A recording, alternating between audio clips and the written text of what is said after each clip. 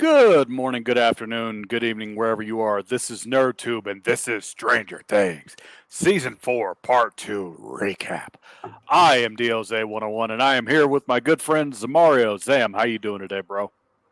Oh, I'm fantastic. I am so looking forward to talking about this show. Something that I only got into just a few months ago, but I can't wait to talk about it. It'll be fun. How are you? I'm doing all right. All right, and folks, we got to warn you ahead of time. If you have not seen this, click this video off right now because there's going to be spoilers all over this video. So if you guys are watching it and you choose to stay here, if you get spoiled and you get upset, don't get upset at us. We're telling you now, you got 5, 4, 3, 2, 1. Okay. All right. So episode 8 of Stranger Things. What'd you think of it, Zam? um, like episode, it's weird in a way. Like both episodes were good, Mm-hmm. but considering they were of such humongous length, I almost felt that they could have given part two of season four a few more episodes by just chopping up what we got in the second half of the season. For instance, like the moment, like what happens in Russia and stuff like that Mm-hmm. with Jim and Joyce and all of that. There was a place in that episode where they could have split it into two, in my opinion, and but it was just good, seeing finally like some of the gang getting back together again, the rescue. I'm getting a bit blurred sometimes because we're gonna be all over the place. So please forgive us for this because there's too much shit to unpack. That's probably my one biggest criticism of these last two episodes is that it's almost too damn big. There's a lot to digest. So if we jump all over the place, please forgive us. Yeah, I forget. Was episode 8 the episode where oh god, 11 and her boyfriend get back together again? Yes. Yeah, Yes. and all of that. And I felt that was kind of coming a little bit. You saw the tracks, and like what's his name? Like the stoner one. He sees the tracks, and then he realizes, okay, we need to go this way and stuff, and they're doing the orienteering and all of that. So I knew they were going to be coming back together again. Yeah, it was about time. Like I just there's a couple of things. Like for instance, I wish kind of 11 leveled up a little bit. Mm-hmm. Like it seemed like she was always doing this. Yeah, All the fucking time. It's like she got her powers back, but I didn't notice like that much of an increase in intensity. Like that's what I was thinking was going to happen was like she'd be more intense with her hands, like like that kind of shit. But it was like, okay, yeah, here's my hand, and I'll do this. It was that kind of shit that I saw. And they had to come up with the plan as well because like we had different groups as well, didn't we? So we had the group with Dustin and Nancy and Steve and Eddie and eventually oh god, sorry, the names of the characters are starting to thank God me. for Lucas. DB. Yeah, sorry. And they're all coming back together again and stuff, and Max becomes bait in a way so that they can get oh my god, what's the name of the bad guy again? Vecna.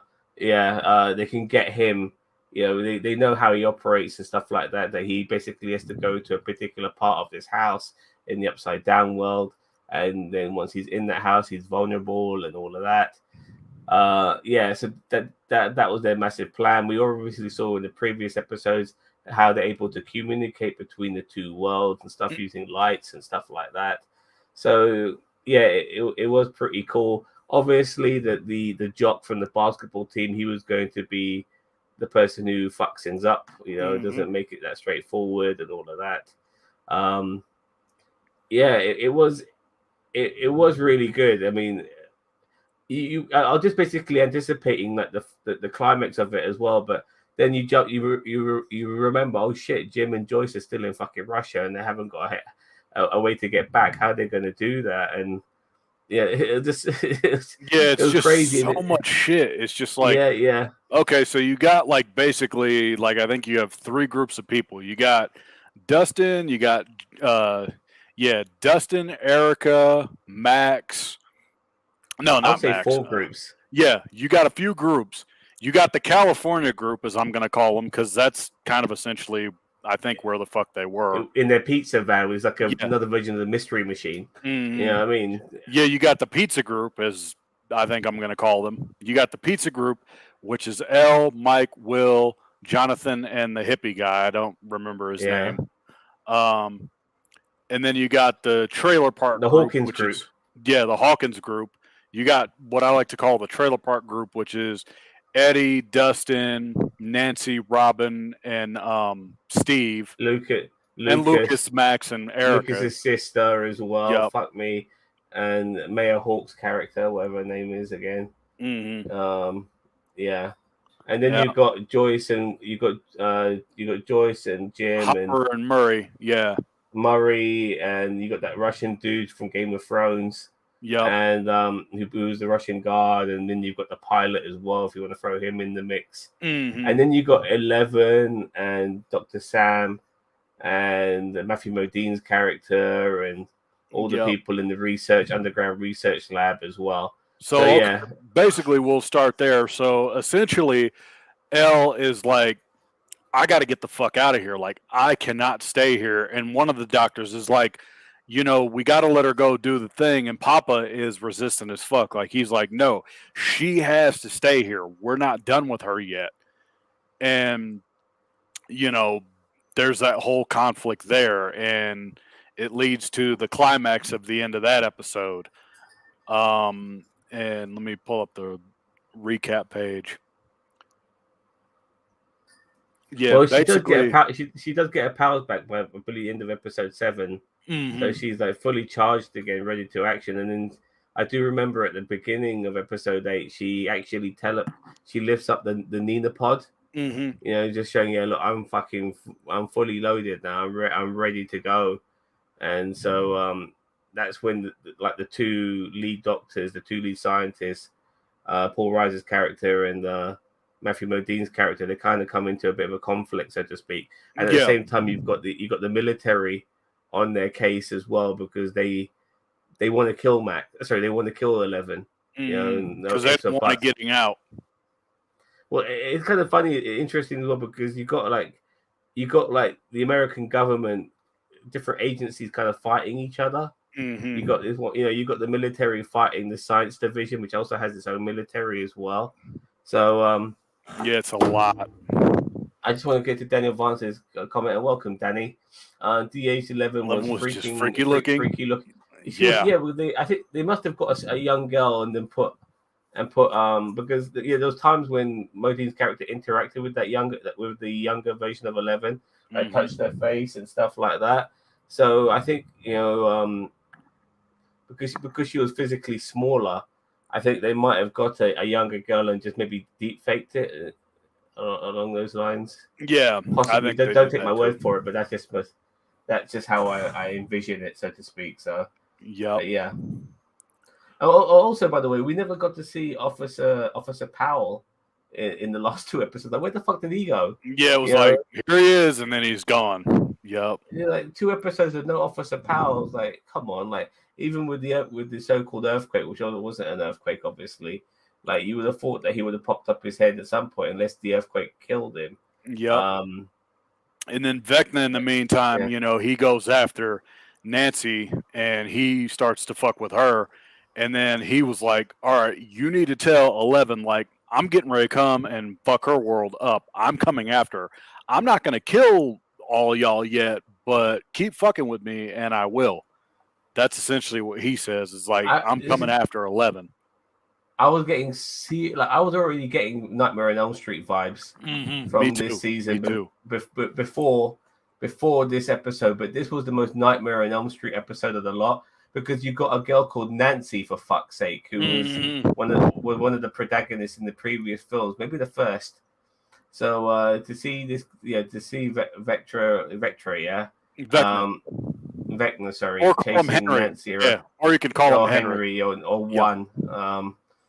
Because they couldn't decide on his fucking name, which was hilarious as well. But Yeah, but they're chasing her down through the corridors and stuff like that while she's in a trance-like state. Very much reminded me, and I really thought she was possibly going to die, I but thought no, that too. but they did make her a messenger, which Yep. was interesting as well. Because he really wanted to kill Max. That was his main target, you Mm-hmm. know. So Because here's the thing, like, okay, so Vecna's goal is to get 4 kills, and this is kind of going ahead a little bit, but if he gets his 4 kills, Hell unleashes in Hawkins, which is essentially what he wants to do. He wants to make Hawkins like hell on earth, but we'll get into that in the episode 9. And meanwhile, the Russians are experimenting on like the Demigorgon, like they're trying to figure out like, okay, how the hell do we kill these things? They're trying to figure out like how can we. how did they get those things? Like we kind of saw them fail to a degree last season. They were trying to open in the door. It wasn't like you saw them churning out Demogorgons, you know. But the next, you know, they got a whole fucking batch. You know, when they're walking around, like the chambers and stuff, you know, it's like fucking. This has become a trope now as well. Like you see like these creatures like in like liquid Liquid chambers, you know, containers, yeah. in liquid containers, you know, being harvested and stuff like that. Kind of reminded me of like the alien clones from Alien 3 a little bit, and some of the other stuff I've seen in the So past, which many has done this trope, references. you Yeah. know, yeah, as well. So yeah, exactly. So many references, and plus you got like, you know, an 80s star in Winona Ryder, Yep. as well, who looks fucking fantastic still, by the way, I have to admit. But I'm very happy that her and Jim finally, well, they didn't get it on, but you know, They start to kind of plant the seeds to that, so to speak. yeah, they made out. You know, if it wasn't Yeah. for, you know, for Murray cop blocking them, you know, at one particular point, um, they would have maybe gone all the way. But no, sorry, it wasn't that. It was the phone ringing. Yeah, You know, like they have to, because it's all KGB and shit. Like Murray was like, okay, you got to remember, guys, like, here's the deal. We're dealing with the KG fucking B. We have to be careful with everything they say because there's going to be like agents listening over the phone. And if they find out like what the fuck we're up to, we're fucked. So you have to be very careful.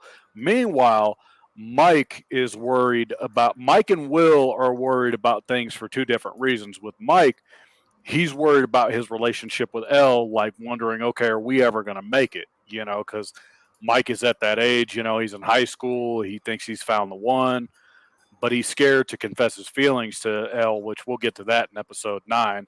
And Will is worried about, like, okay, yeah, we're all growing apart. You know, that's his thing because he knows, like, I think I think Will is gay. You know, he, he never truly expressed it. For a start, there was this hot chick who was touching up his leg, and he just totally blanked her. Like, what the fuck's wrong with you, man? You know what I mean? Then you realize, yeah, he find, you know, the way he's speaking about 11 to Mike, you know, about expressing himself and not being able to and finding it hard. He's kind of really explaining that a bit about himself. He might even have the hots for Mike a little bit, but he yeah. knows that can never be because not only is Mike his friend, Mike is straight, And and you know, and he's into 11 as well. So I think too with Will, he's also worried about like where the hell their friendships are going to go because, you know, we've all been there. Yeah, I feel so sorry for Will. The poor kid needs to come out with someone. Yeah, I think also what it is too, it's not just him being gay. I think it's the fact that he's worried about like, are all their friendships going to last? Because, you know, we've all been through that, like in elementary, middle school, high school, where you have that group of friends, and then it's like you grow apart over time. Like that's, I think, what he's also worried about, as you'll see in episode 9.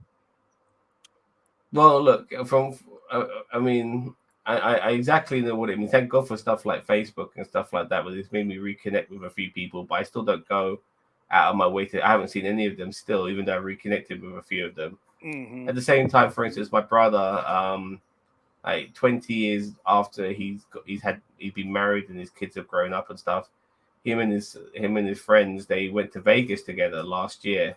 You know, because they could all do that now because, you know, their kids have grown up, so they don't need to be home calling them. Yeah. But you know, you can reconnect with your friends, but life is about changing, evolving. You know, like the things you did as your kids, you don't have the time to do it now. You got a career to build. You know, you got to educate yourself. You're seeing different parts of the world. You're meeting new people. You know, I got family members I fucking hardly talk to anymore who I was really tight with.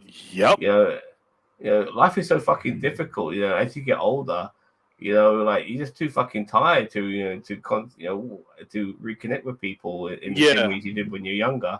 And you know, for some people too, some people never grow up like that mental level. Like some people never get out of high school. Like they may have gotten 20 years older, but they still think it's like, oh, it's time to go party. It's time to go do all this, time to do that.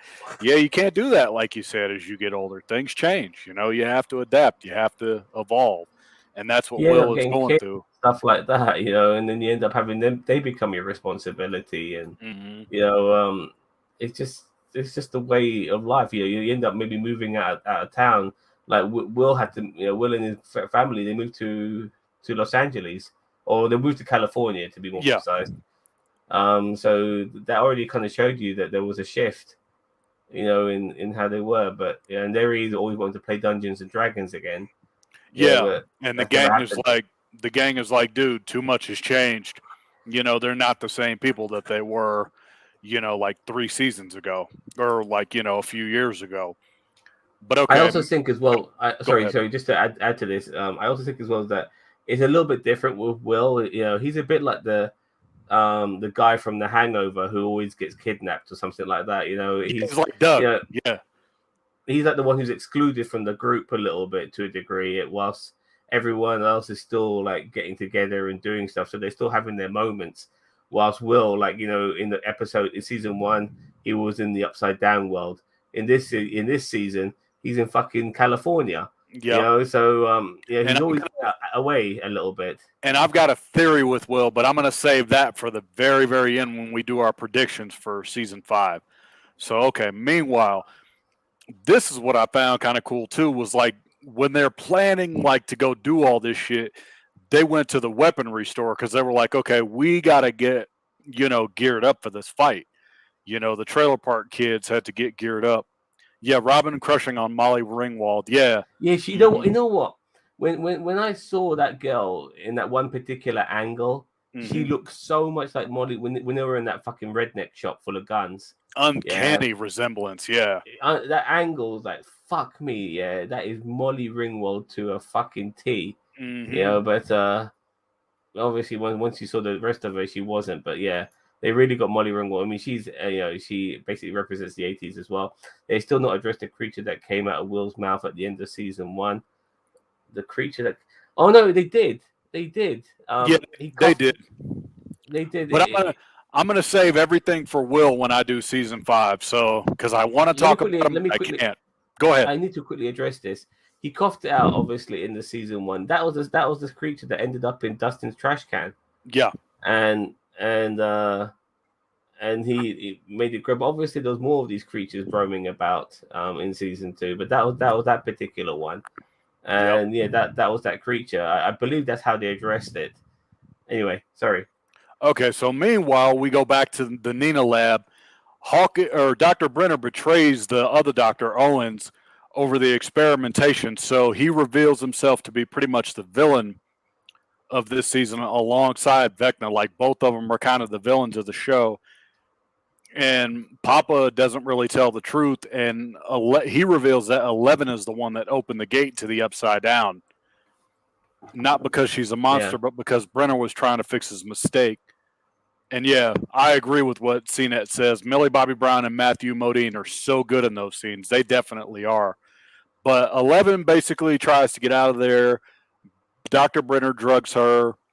And then, you know, it leads to them getting ready to escape, or her trying to get ready to fight him and escape. And in the meantime, in the desert, Argyle's his name. He makes himself actually useful because this guy comes off as an idiot most of the time throughout this whole entire series. But he's like, okay, here's the deal. These are military tracks. This is the way we got to go. He's been more helpful than people realize. Like he had a car, for fuck's sake, you know, for everyone to get away in. He came up with the idea of salt and stuff like that, and he discovered the tracks.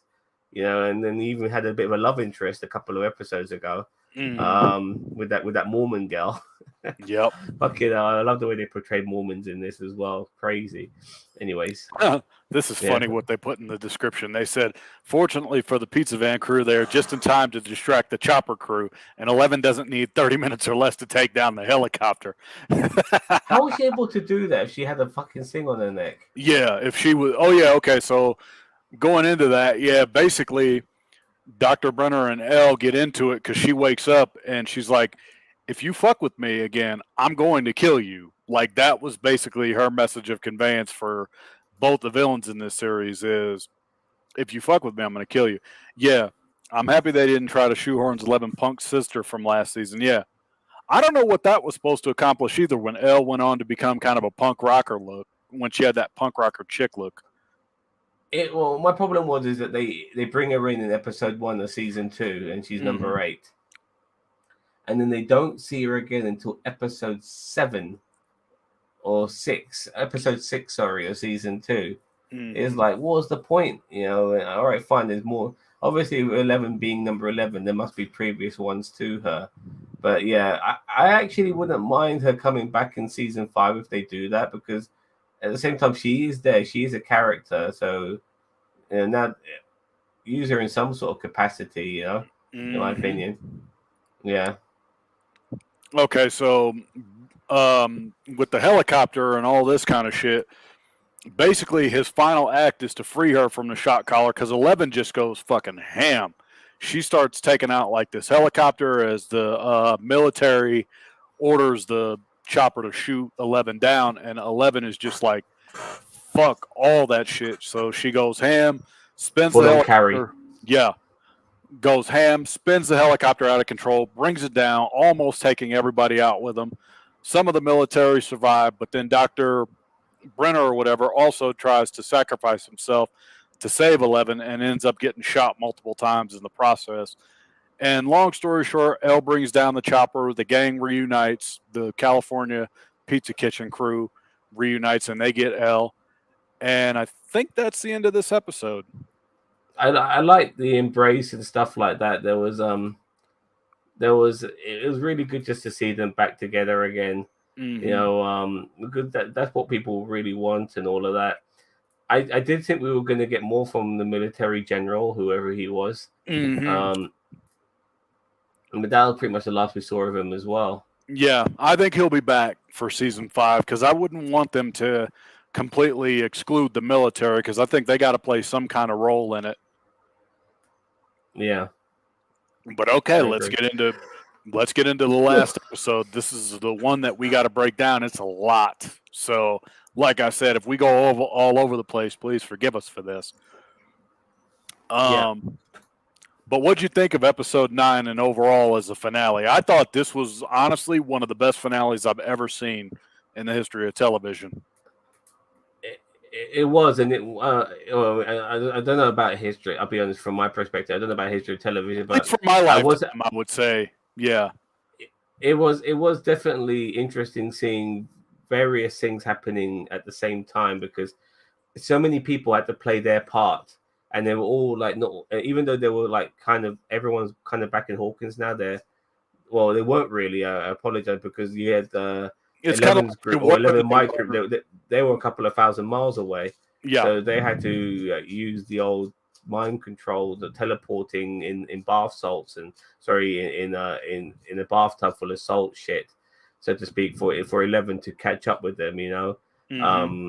But you know, it was good to see Lucas had a really good moment as well with that jock.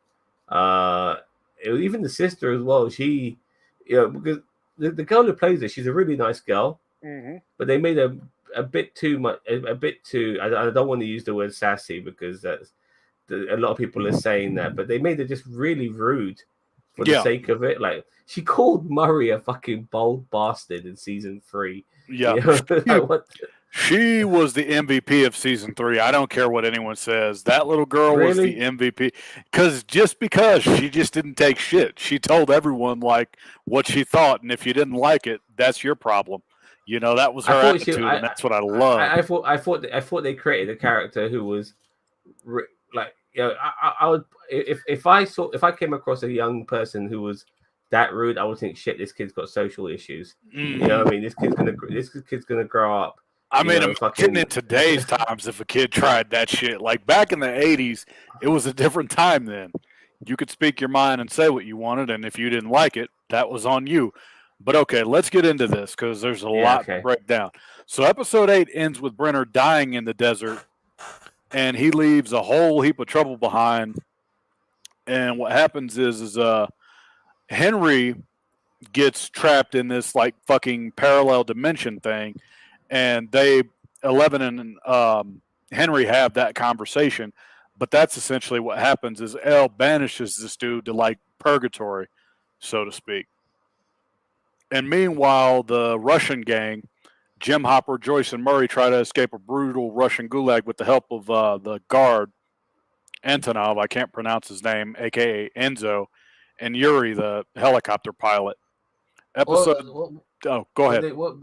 What it is as well is like after that, like they reload and restock and get some food down them or whatever, they realize they can't just leave all that shit behind. What they've seen, they have to deal with it. Yeah, and they go back to the fucking prison. I'm thinking, oh come on, you just fucking left. Mm-hmm. I hate but they that go back to the too. prison. Yeah, but they go back, which was funny, and you can see Yuri as well. He's stalling. Mm-hmm. He's stalling like anything, and he's trying to make some noise as well, and all of that. Yeah, exactly. But we got to get Katinka working again. Yeah, I like Yuri. Okay, so meanwhile, they try to escape, and the California crew tries to. They call up like a travel agent or whatever, and they're like, "We got to get back to Hawkins." And that's when Elle comes up with the idea of, okay, we can protect them from here. What I need is I need like a tub. I need a place to, concentrate on how to do this. Salt. Yeah, and I need salt. And they were like, where can we get 600 pounds of salt? And then the Argyle, the surfer boy, goes, I know where we can go. And then we meet his alternative state version, like when he's as a motherfucker, yeah. Yeah, every like here we go. I'll bribe you with one fucking joint. Yep. And is it me or did Jonathan just look fucking high as fuck throughout this season? Like he just looked like he was baked. Like you could see it in his face. You can tell that was his kind of like arc this season, like just getting stoned as a motherfucker, man. He looked like he looked like Matt Riddle for fuck's sake. You know what I mean? I see Matt Riddle doing promos and stuff. His eyes is always fucking closed. Yeah. But yeah, he looked baked. He was supposed to be a bit of a stoner. He was taking a bit more responsibility once shit hit the fan, so to speak. Yeah. He was always keeping. I mean, there were moments he showed some some like big brotherly love. Like he kept an eye out for Will. Yeah. At times. So, but yeah. And by the way, like I just realized, the guy who plays Mike, his name is Finn Wolfhard. Yep. When he becomes an adult, if he ever wants to get into porn, that's a fucking awesome name, man. Finn Wolfhard. Yeah. Okay, so basically what happens, because I'm going to try to go in order. I won't succeed at this, but we're going to try. Sorry, can I stop you again? Yeah. I have had pineapple on my pizza. Let me tell you this. If you put something super spicy on the pizza with pineapple, they work so well together because, like, if you have jalapenos and pineapple, honestly, it works because you've got the hot and you've got the sweet, and they counteract each other. So don't knock it till you try it. I'm going to be on Daniel Vance's side. I'm not a fan of pineapple on pizza. I tried it, but respect it. Each their own. If you like it, like it. Yeah. Okay, so basically, phase 1, we start with Russia because that's where the recap is. Yuri keeps fucking stalling, literally, as he pretends to work on Katinka, the helicopter. And Joyce and Hopper, they get undressed. And for the wrestling fans, this was cool as shit. They had Joyce wear a Hulk Hogan shirt. And I was like, okay, good. They got it. They nailed it. I'm like, that was all I wanted was one wrestling reference. And they gave it to me. Joyce and Jim both wore the same shirt and the same jacket. Mm-hmm. Because that's all that was there. There was multiple versions of that. So they just ended up wearing the same shit. Yep. But okay, like Hopper ends up like just looking all fucked up. And Joyce is like, "What did they do to you?" And he goes, "Well, I needed to lose weight anyway." And then they like start talking about their date that they're gonna have at Enzo's and all that kind of shit. And then she's just like, "Okay, dude, use your imagination." And they start making out, and then the KGB calls. So okay, and then What was the yeah, result from the KGB phone call? Was it kind of slipped my mind? the KGB phone call. What happens is later on in the episode, Hopper like tells about like how Elle and them went on to escape the military base. That's essentially what that was. And he tells them that Joyce's kids are with them. So they got to figure out like how the fuck they're gonna, protect the kids. And just going ahead because fuck it. The Russian phase is they have to draw out the Demogorgons because here's the common theme in this episode. The common theme is the kids and the adults have to draw out and kill as many creatures as they can because that's Vecna's like life force, essentially speaking. So that's essentially the plan is that the adults have to kill the Demogorgons. Eddie and Dustin have to draw out the bats and kill them or try to kill them. Steve, Nancy, and Robin are going to be confronting the physical Vecna in the attic, and Lucas has to stay with Max and try to protect her as she sacrifices herself, essentially speaking. And whilst her sister is just outside the house as well, Mm-hmm. being some sort of lookout, I guess. Yeah, and Erica's the lookout, and then 11 is basically going inside, Max's mind and thoughts and all that to try to protect her. So reach it that way, yeah. Yeah, I think we pretty much got the bases covered for that. Okay, so go ahead. No, yeah, I agree. Go on. Okay, so Hopper gets through to the assistants, and then they're like, "Okay, we got a flamethrower." And this was the coolest fucking thing in this episode to me, the Metallica part of the episode where Eddie gets the guitar, and he and Dustin just fucking shred and try to get the bats all to come to them, and then they do that. And then they're like, well, the reason why they're doing that is so that way Nancy and Steve and what's her face, they Robin, they can go to Vector's house without any bats on their case. Yep. I'm surprised there's no demigorgons in this world either, but fair enough. Mm-hmm. Okay, so. And by the way, like I like the way he made the big deal that he's using the upside down version of the guitar. Mm-hmm. Like Satan's guitar or something along those lines. Which was pretty cool. Yeah. He made a big deal about that. I like that. And then meanwhile, Steve has his biggest moment of this entire arc as he and I think Nancy like talk it out because they used to date in the previous seasons. And he realizes that he was an idiot. And the thing is, a lot of the characters in this episode kind of reveal like their doubts and their regrets and that kind of shit. Like they almost come full circle with their moments of peace, so to speak. Like Mike does that and Will does that, among other characters. That was a big thing in this episode. Yeah, but Nancy's still with what's his face, Will's brother. Yeah. So regardless of how Steve feels, it is what it is. Yeah, he just wanted to express himself and say what he needed to say. And then Jonathan and Will have that reconnection thing because, like we said, Will is possibly gay. There's a good chance that they're going to, finally reveal that in the next season. And he's like, I know that I always haven't been there for you, but I want to be your brother. I'm sorry for everything that I did. I'm sorry that I fucked up. And they hug it out and cry it out. And meanwhile, Argyle also has his moment as he cooks the fucking pineapple pizza.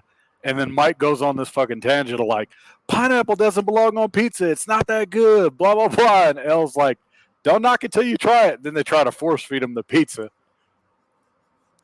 Man, if considering they've been out and about all day and stuff, this is probably the only food they had. I'd fucking take it whether I like pineapple on the pizza or not, Yeah. You're in the fucking pizza parlor, man. Just eat the fucking pizza. Plus, you can always pick off the pineapple if you're not a pineapple exactly. guy.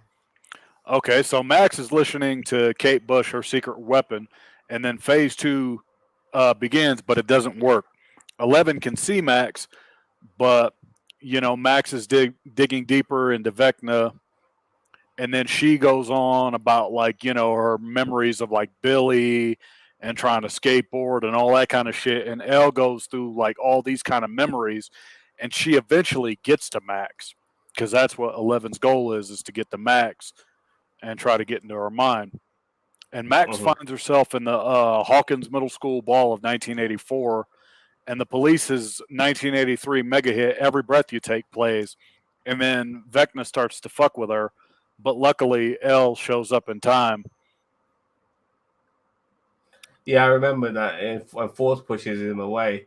Mm-hmm. But I always felt that this time it wasn't going to be that straightforward because we're in his world. Like this is Yeah. Freddy Krueger's world. So yeah. Yep. And then the creature formerly known as Henry basically regains the upper hand as they start to fight. And then she feels like sorry for everything that happened. And he goes, okay, just to let you know, before I kill you, I want you to watch what I'm going to do. And then she goes on this monologue about, like, you don't have to do this kind of thing. And then Vecna's like, it was you. You were the one that banished me to this dimension. You were the reason why I am the way I am. Basically, Henry projects all his blame onto 11. And then this is what I like to call the torture sequence, because he basically reveals like everything he did. He's the one that created the mind flare. He's the one that, infected Billy and all this other kind of shit, thus going full circle.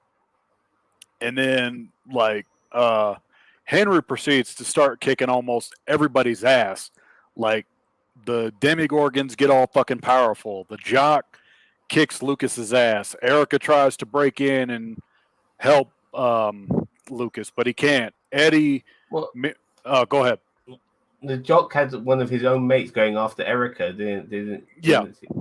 didn't he? And they pinpointed it down, but he's like proper thinking that after he saw what happened to his other friend who got twisted and all of that, he just can't help but think that this is all satanic and Yeah. all of those other things. So yeah, he's not buying what's happening. He thinks that Max is under a spell and all of that shit. And yeah, he's got a fucking Magnum 44 in his face as well. Like, fucking hell. Yep. Yeah.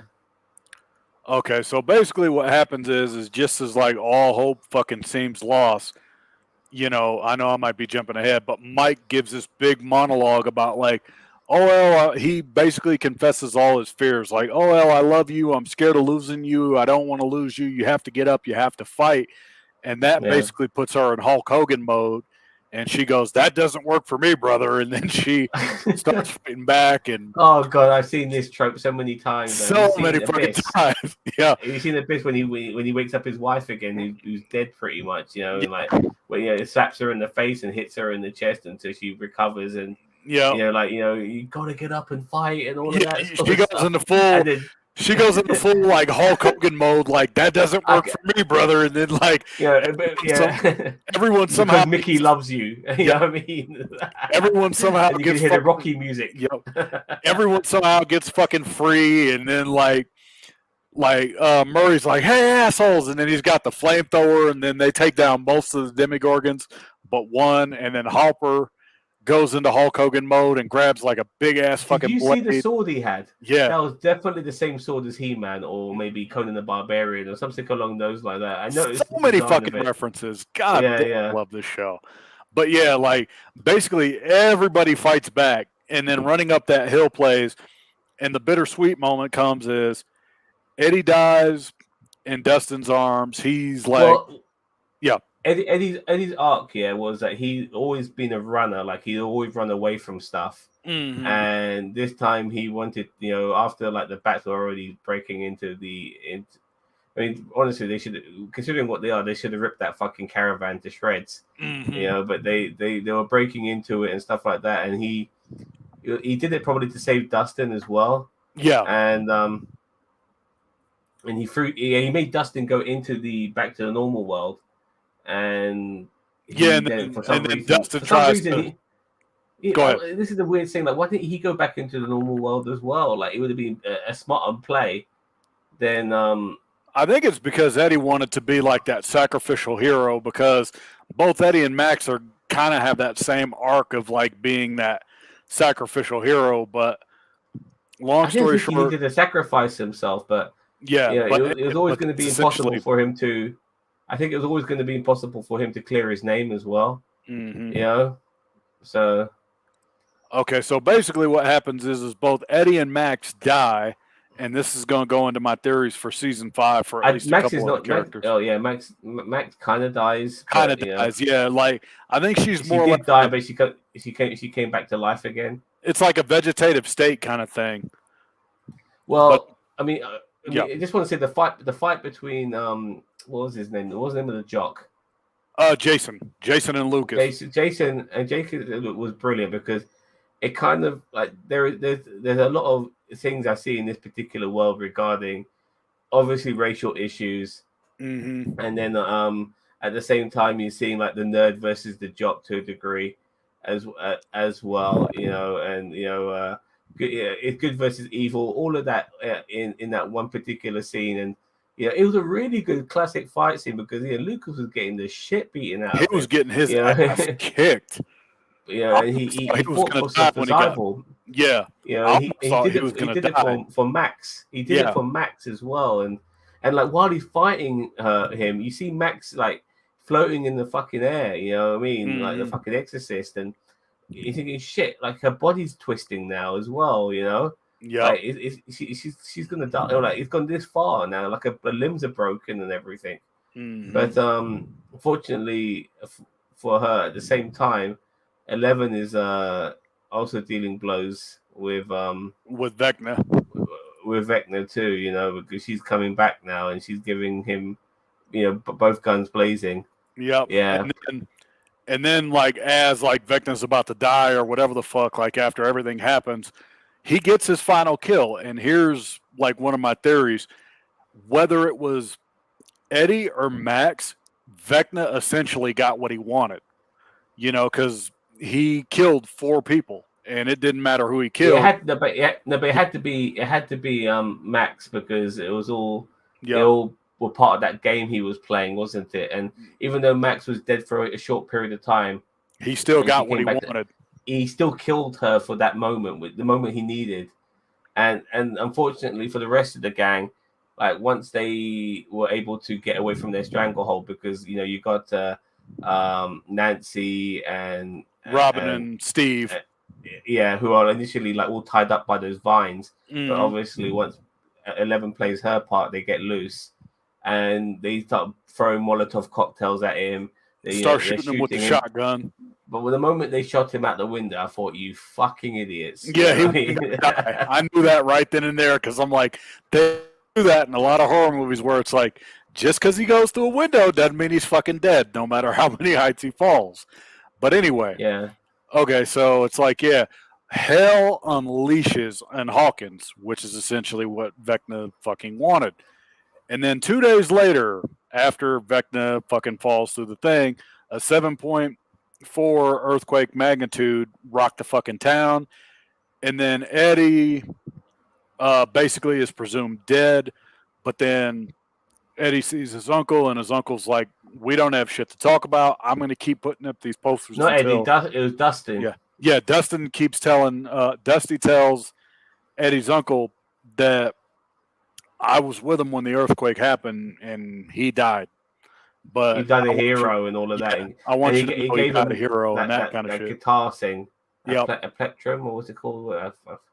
But he gave him that just to show his uncle, look, yes, your nephew is dead, unfortunately, but he did die a hero. Yeah. But unfortunately, nobody else apart from the crew will ever know this. Like, unfortunately for Eddie, he's going to be painted as a monster. Yeah, he's going to be painted as somebody who killed that cheerleader. Mm-hmm. And but that's but I did in a way.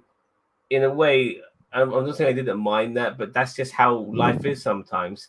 You know, innocent people get painted in the wrong light, and there's nothing you can do to ever prove anything different, But I did like the fact, to a degree, that the bad guy won.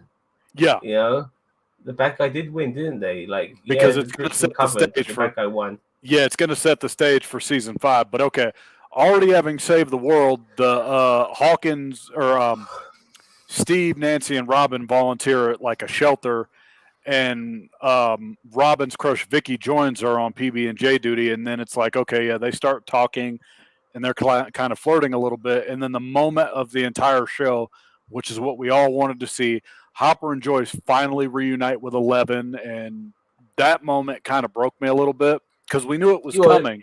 yeah. But Well, 11. As far as 11's concerned, Joyce was Hopper was dead. She had no idea until she saw him yeah, that he was alive. And that was fantastic. She got her dad back, and he got his daughter back, and and so I kept the door open 3 inches. I love that little callback. Yeah, go ahead. I just also want to go back to Lucas and Max, because when she came I was back going to alive cover that again. next. Yeah. Oh, sorry. Go on. Please to cover it now. Okay, so basically with Max, the whole gang reunites around her, and Lucas is like, she was clinically dead for, didn't he say like a minute, and then she came back? Like that's Well, kind of how it before was. the hospital scene, she's still in that upside down world, seeing her through how that particular method as she does, where everything's black and there's water on the floor and stuff like that. She's seeing her that way, and she uses her Jesus powers to fucking resurrect her. Yeah, And she does come back alive, but her body is broken, she and can't she's see. blind. Yeah, Yeah, and so we don't know what's going to happen now. Like, maybe, even though it was a tragic thing to happen to her, that she died, because it went past this stage in her death. Maybe the best thing was not to bring her back to life.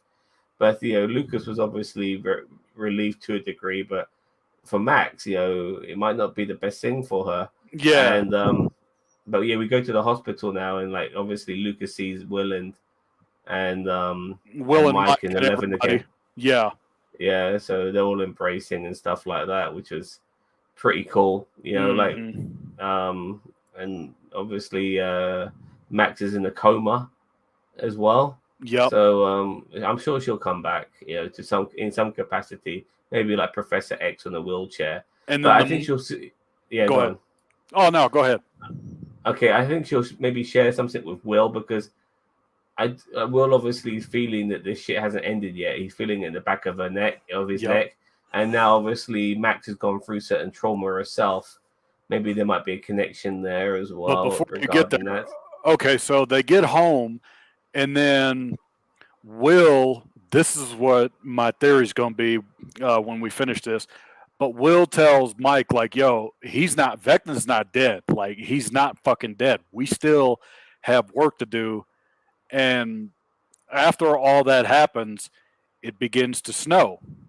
And the whole town, slowly but surely, starts looking up, and they see hell has come to Hawkins, essentially. Like, the upside down is Yeah. literally coming to Hawkins. And Elle has that look on her face like, we ain't done yet. Like, we still got to I, fight. I didn't look at it as snow. I looked at it as ash. Yeah. I thought Ash it or was what the ash. fuck happens, and then like plants start to die. Basically, Yeah, it's like hell comes to earth, so to speak. exactly. Well, the upside down world and Earth have merged finally. Mm-hmm. And Yep. the funny thing as well, like, if I did have to give it had an issue, is that theoretically there should be a portal on that street, Mm-hmm. and we only ever saw that portal on that street come to life. That's the only way I could explain it. Yeah. Is when once Vector got his 4 kills, and then and then obviously the merger started happening. But prior to that, you thought to yourself, why would they have to go to the fucking caravan? Just go to that street. There's a fucking portal on it. Yeah. But yeah. Anyways. Okay, so now that ends the season, and we have to wait a couple of years. But in the meantime, let's lay down our season 5, or let's give our like final thoughts, ratings, whatever, and then we'll give our season 5 predictions before we get out of here. I think honestly, like the whole Russia thing was way too much, Mm-hmm. and the level of trauma somebody like Hopper would have to go through is like we're talking PTSD levels now and stuff like that, which which could come into play next season. It's going to I be that just way thought, for 3 characters. I already see that happening. but like in a way they wanted people to do stuff as well. It's amazing, like with Will and his brother and all of that. Like they're going on these road trips and stuff, and they don't realize that their mum is in fucking Russia, like on a mission on their own. And by the time they come back to Hawkins, mum's back too, none the wiser. But Mm-hmm. but with Hopper as well, who they all assumed was dead. I wasn't the biggest fan of the Hopper storyline in Russia. I thought it gave the wrong sort of vibe to what I was looking for in this show, and I was hoping that he would be back in Hawkins in some capacity. But they just wanted to sing for other people. Like they got some great characters which they delved over the previous 3 seasons, and so Mm-hmm. they just wanted to get the most out of them in any way they could, I guess. So this is the route they went down. We kind of knew Hopper was already alive because at the end of season 3 they mentioned a room with an American in it, and obviously they showed the The minute that Demogorgon you and see stuff the like that. Demogorgon, yeah, it's like, okay, it's Hopper. He's still alive. Because the minute they say, not you, American, I'm like, yep, they kidnapped Hopper somehow. Yeah, so he somehow survived that blast, Mm-hmm. and so I wasn't necessarily the biggest fan of the Russia thing. You want to like the whole point of this show is that it's based in Hawkins, and maybe some of the surrounding areas. So when you end up in fucking Russia, it's just like, oh, for fuck's sake. You Yeah. know what I mean? It was cooler when the Russians were infiltrating America doing their thing there. That was more interesting, but this was just ridiculous. So Yeah, I'm I hoping felt. that they can, yeah. Oh, go ahead. I'm just hoping that next season, we get back to Russia again, and I want the gang to be more intertwined a little bit as well. I do understand you've got to sometimes split these guys up, but there's such a You want to massive. come. You want to come together like when Captain America and everybody in Endgame brought everybody together. Like that's what we have to have happen.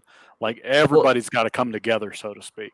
I do understand that they have to split these guys up because of the sake of plot, Mm-hmm. because there's too many people, and you need different types of subplots. So obviously, um, having them do different things is important. But next time, I want one group to be Will, Mike, Lucas, and Dustin. I want all 4 of them to be together in the Yeah, next you want the fucking original crew together one last time. Like that's yeah. how it has to go. And Oh, theoretically, they've never really been together. Like Will was gone in season 1. He was fucking bedridden as a spy in season 2. mm-hmm. Maybe season 3 they were kind of together. I can't really remember too much. Yeah, I'll But have to go Dustin back was and hanging around with rewatch it. Steve Yeah, by then. You know what I mean? So, and they were in the underground and all of that. So they weren't really together then. So yeah, I want to see the four Dungeons and Dragon boys together, in season 5 for sure. okay. I think my thing is this is honestly one of the greatest shows that you will ever see. I think they finished strong. I think season 5 out the gate is going to get crazy. Um, my theories are will be a sacrificial guy in season 5 because if you notice, it always comes back to him. Always. It doesn't matter what it is. It's like whether it was the spider, whether it was him being bedridden, whether it was this or that, it always connects to Will somehow. So something tells me it's like he's going to have to be that guy, like that sacrificial kind of guy. I It's Will think. or 11 in my opinion. It's one of those two. It has to be because there's no other. I can't think of anybody else as far as like the rest of the characters. Lucas and Dustin are going to be obviously struggling with survivor guilt. What more could I have done? That's going to be their subplot in season 5. Jason's death, by the way, was fucking amazing. Yeah, Uh, the way he died. burnt in half. Yeah, but one of the things I really love about this show is not that it's just set in the 80s. It feels like an 80s It's show. so Yeah, fucking authentic, man. Like, oh my god. yeah, it really does. And as somebody who grew up in the 80s and watched stuff from the 80s, kid stuff was dark. It was dark as fuck. People got killed. And these are shows for kids. And back then, you Yeah, could literally do whatever it was you wanted to do because scaring parents didn't care children was as part of much. the course. Yeah. You know, it was part of the course and stuff like that. You know, that's what they like doing it just there was a lot more depth, and you know, like you had really good like there was like stuff like Dark Crystal. There was stuff like, you know, Never Ending Story, The Goonies, you know, and that's just in the Monster Squad. You know, there was like all these like really good children based sort of scary shows, you know, and scary films and stuff like that. And I thoroughly enjoyed all of that shit. And nowadays the stuff is so bubblegum.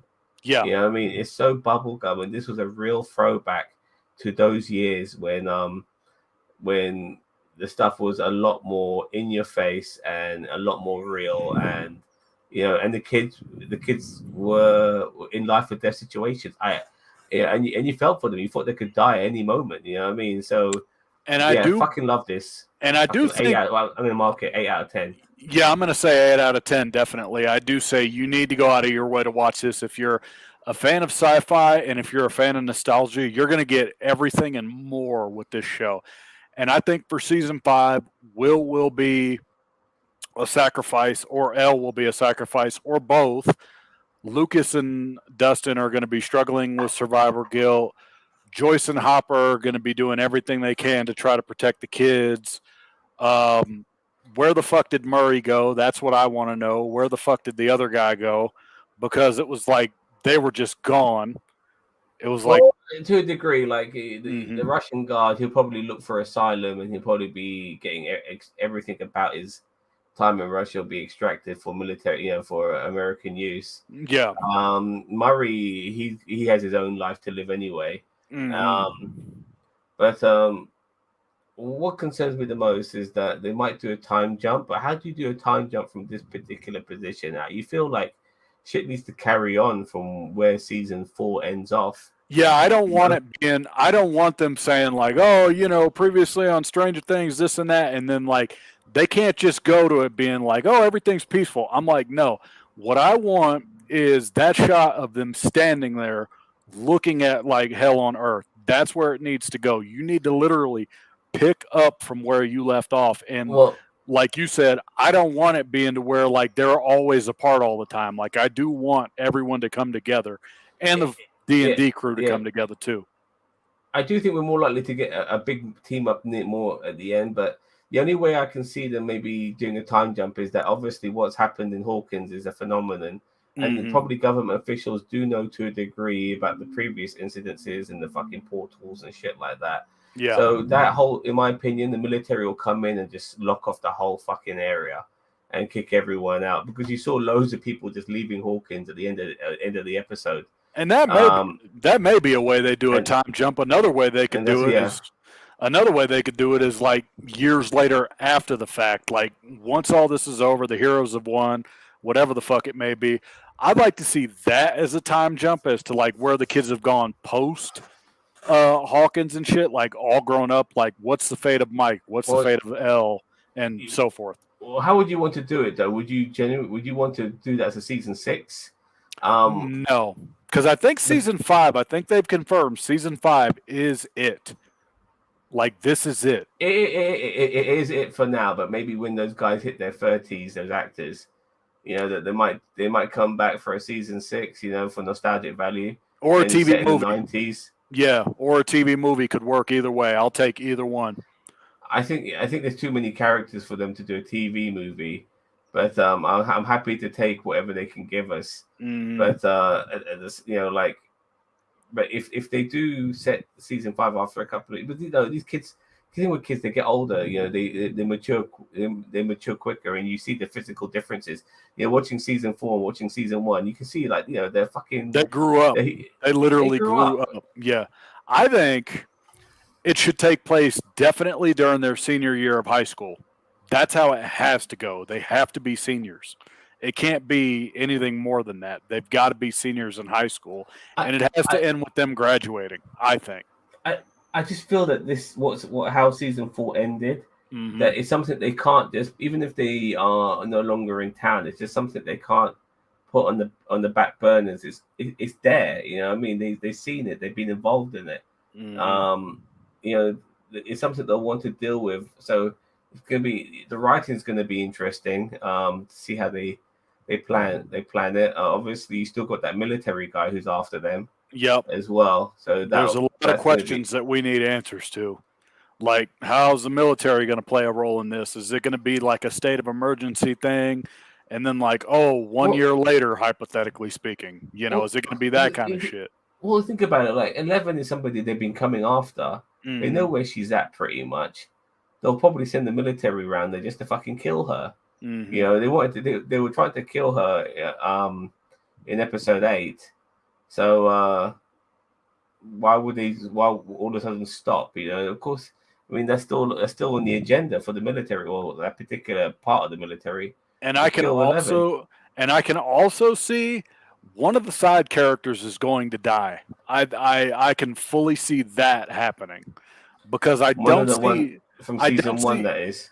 Yeah, I don't see everybody living through this. Like, I could see like the main crew, like Dustin, Mike, and Will, and Lucas living. I could see them living, but like I'm talking about like Nancy, Robin, Steve. One of them I think are going to die. I don't see everyone living through season 5. I think Will or 11 are going to die. I don't know how I feel about that because it's going to be tragic either way, for Joyce and Hopper. If 11 goes, he's lost another daughter. If Will goes, then Joyce has lost her son again, this time for good. I can't see it being a completely happy ending, though. I don't think they're going to do that. I can't see it being a 100% happy ending. Like, someone is going to have to go, and I think they will kill a side character, too. Like, I think Steve might be one of the ones to go. I've kind of got him on my list. Because Steve is like one of the... A lot of people are thinking about Steve. Yeah, a lot of people are putting Steve on the list. Mm-hmm. Maybe Robin. There is a possibility with her. I do think they will kill off some regular... Maybe one of the parents. Maybe. I mean, I wouldn't mind if Mike's dad fucking died. He's a fucking dickhead. Yeah, like if he died, it'd be like, oh, okay, he died. Yeah, because it was like he's a dick. Yeah, but he plays it well, so I give him I give him that. But yeah, what was your mark? So you gave it 8 out of 10. I gave it 8 out of 10. I say you need to go out of your way to see it. If you're a sci-fi fan and fan of nostalgia, it's worth it. It's totally worth it. Yeah, if you're a kid of the 80s or you appreciate anything that came from the 80s, which in my opinion is one of the greatest eras of all time, you need to watch this show for real. It's you amazing. need to watch this shit. Yeah, for sure. This is fantastic.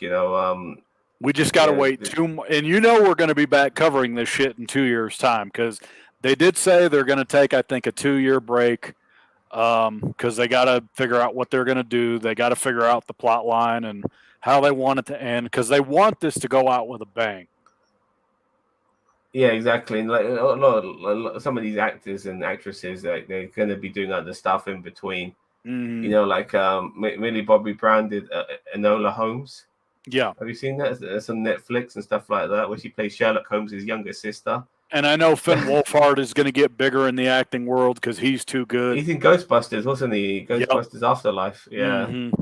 Yeah. So so a lot of these guys have got a decent future ahead of them. Millie Bobby Brown, without a doubt, she's going to be in films for a long time. Yeah, Millie Bobby Brown's a megastar. She's pretty much set for the rest of her life, and for only being 18 years old, you've got a long time in Hollywood. You've got talented. Yeah, she's got at least maybe another 20, maybe even 30 years if she can really keep it up. I think she's going to do big things. Same thing with Mike or Finn Wolfhard. And, Winona Ryder, this is a career resurgence for her. The guy that plays Hopper, he's married to Lily Allen, one of the people from your country. Is he? Oh, yeah. David Harbour. Yeah. He's married to Lily Allen. Okay, fair enough. Yep. Okay. But yeah, this show, I can't say enough good things about it. Yeah, I like the characters. I want to see more, and you leave us on this cliffhanger. I expect a season 5. That without a doubt, that's kind of remarkable for Netflix to do 5 seasons of one of their own productions. But it's going to be bittersweet when it ends. I just know that going into it. It's just going to be very bittersweet. I will be crying when I know it ends. Part 2 of season 4, when it came out, the very minute it came out, Netflix crashed apparently. Yep. Because everyone tried to watch it at the same fucking time. Yeah, I had to Yeah. wait. I had to wait like I think a day to watch it. Oh, I just watched it though. Like as soon as I woke up my time, because I took a day off, I watched The Boys first. Took a little bit of break. I think I did some lawn mowing. Finished doing some lawn mowing. Came back in the house and then watched fucking Stranger Things part 2, and it was ready to rock. And so I was kind of happy about that. And that was a couple of days ago, which is why I'm having to recite stuff, from 2 days ago. Yeah. But nevertheless, I And it's had a gonna be great like time. that when we recap season 5 too. It's going to take us a while. We're not going to be doing all this in one day. That will be too much work. It may have to be. Oh, go It'll ahead. be 10 episodes. Do you think it'll be 10 episodes?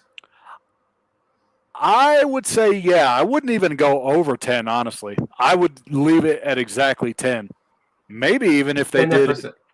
If they did it shorter, I could see maybe 5, but they'd really have to pack a lot into like a 5-episode arc.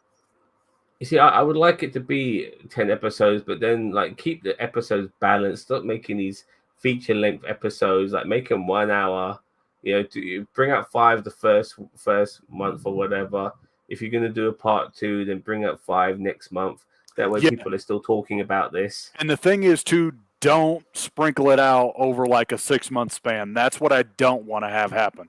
I want it to be we get the first 5 episodes 1 month, and then you take a 2-3 week, maybe even 4-week break.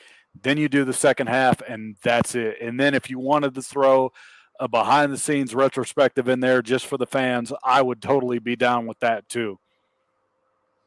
If they did something like that.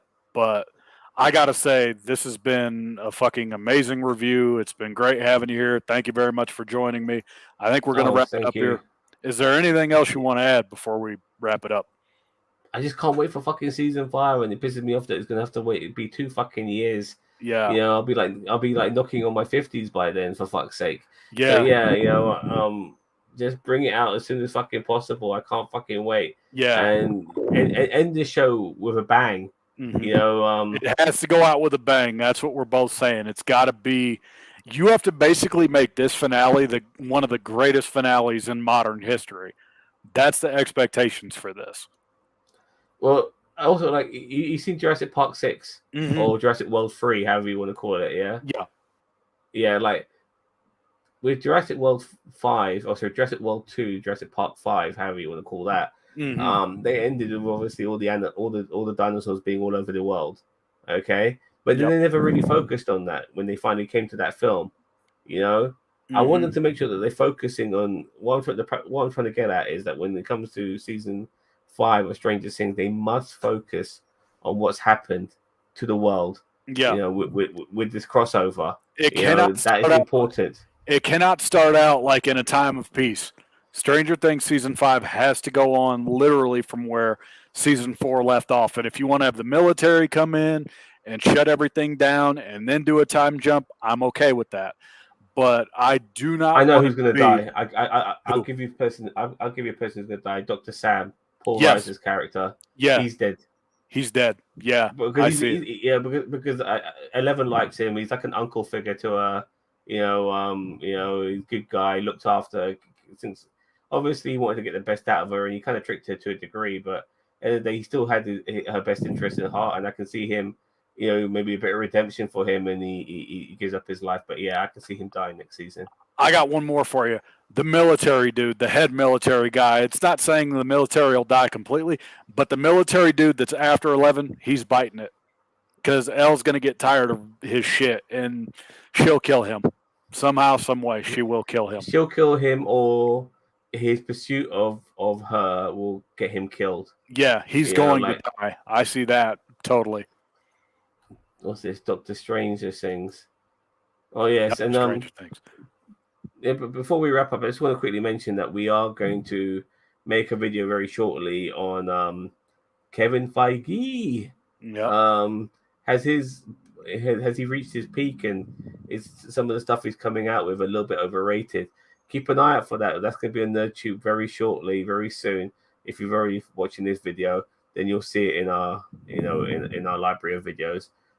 Kevin Feige has he reached his peak? Has the However you wanna fucking talk MCU about it. has the MCU in general reached its peak? That's going to be something Yeah, for interesting to sure. talk about. But okay, anyway, I think we're going to go ahead and wrap this up. I am Dioze. This with me is Zamario. Thank you very much for joining me, Zam. Thank you very much. And we are NerdTube, the greatest YouTube channel you've kind of sort of heard of at over 2K subscribers and growing. Thank you all for watching. Please like, share, subscribe, tell your friends, tell your family, tell your uncle, tell your mama, tell your daddy, tell your brother Jim, tell your sister Nancy, and we will see all y'all later. Peace. Peace.